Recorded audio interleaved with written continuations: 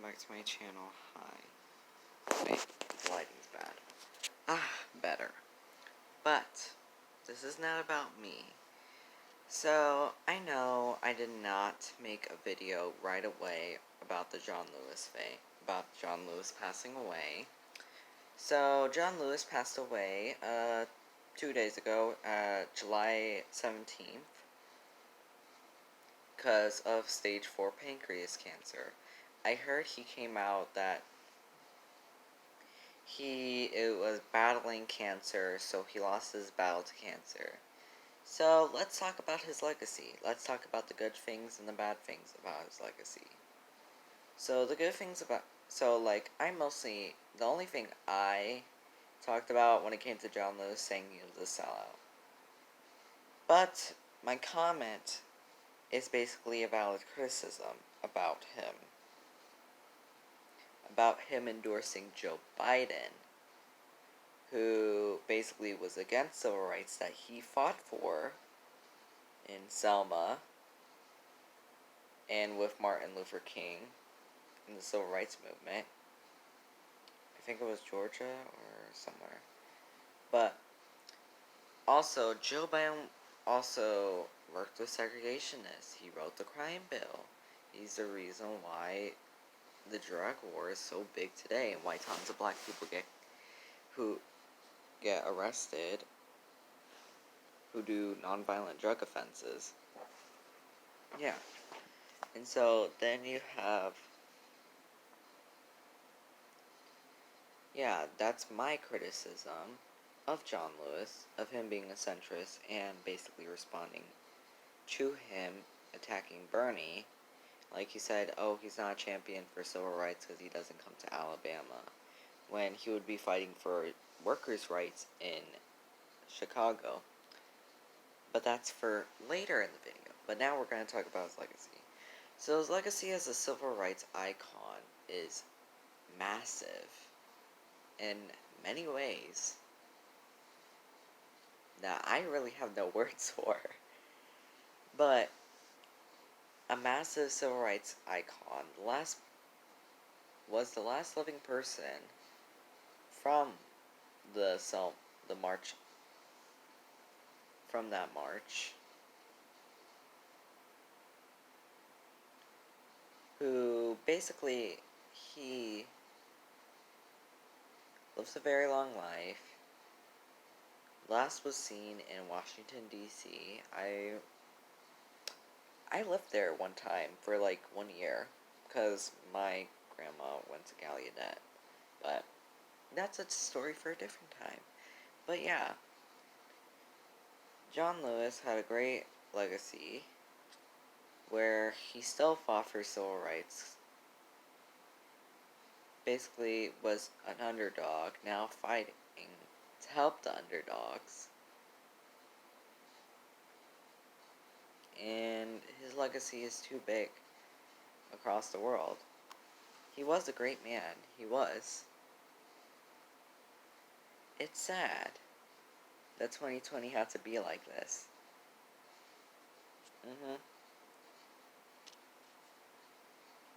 But now let's talk about the bad things.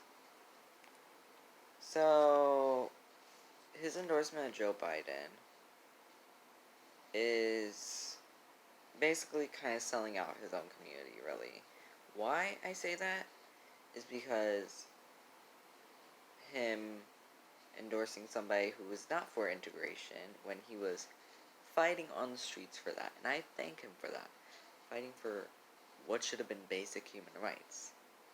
Yeah, he was fighting for basic human rights that should have been given to black people in desegregation. But yeah. Sorry, not COVID, it's just air. One, endorsing Joe Biden, who worked with segregationists, who was not for integration, that he fought against. Worked with segregationists to oppose busing. Next, basically endorsed somebody who tried to cut Social Security and Medicaid and Medicare, which people knew that. As well as wrote the crime bill, which disenfranchised, basically, and targets majority of the time black people, ramped up the drug war even more than when it was. Basically, it was like almost putting the drug war on steroids. Yeah. Like, also, him disrespecting Anita Hill and our victims of sexual assault. Clearly, a black woman who came out to say that she was sexually assaulted. But the reason why John Lewis did that is because he wants to help the establishment. Because he's a centrist, not really a lefty. Like Bobby Rush, he's a centrist. But it's sad to see him go. So now the news about his district. So, Governor Kemp might, we don't know if it's going to be official, might do a special election. And now they're putting a committee, Democrats are putting a committee to nominate somebody. No need for a committee, because, first of all, there's somebody called John Lewis's challenger, somebody's primary challenger, who came in second place in the primary. What was his name? I think it was Carrington or something.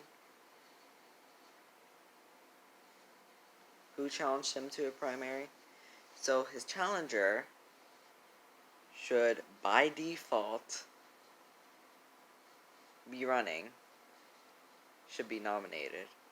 Because he came in second place in the primary. But no. Trying to nominate state senators or a representative or even Stacey Abrams or Keisha Lance Bottoms. But like, for real. Like, just give it to the primary challenger. But Governor Kemp hasn't said that they're going to do a special election or basically still going to hold the election. We'll see. But I would love to see a special election. Who doesn't? Just kidding, I don't. I just want the progressive to win. But yeah, that's the news about his district.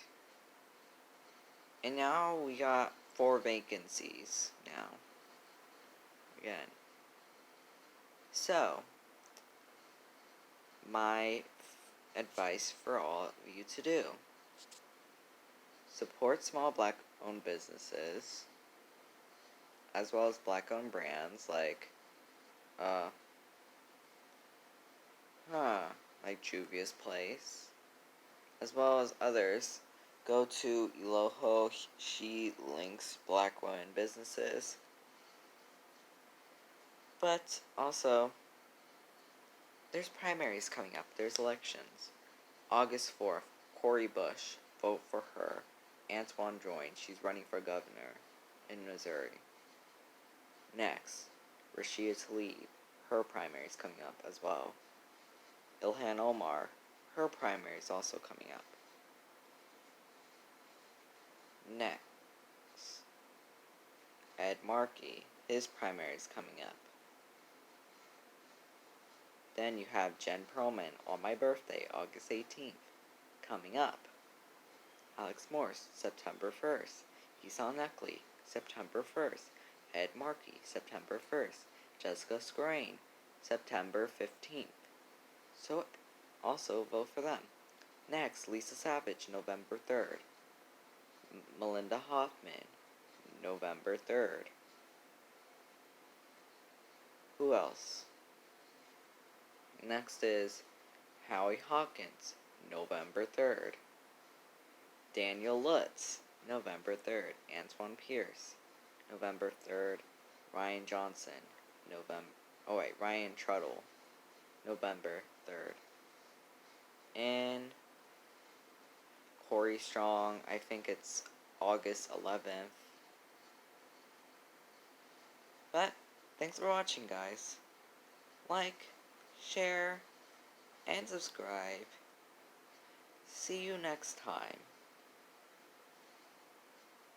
Goodbye.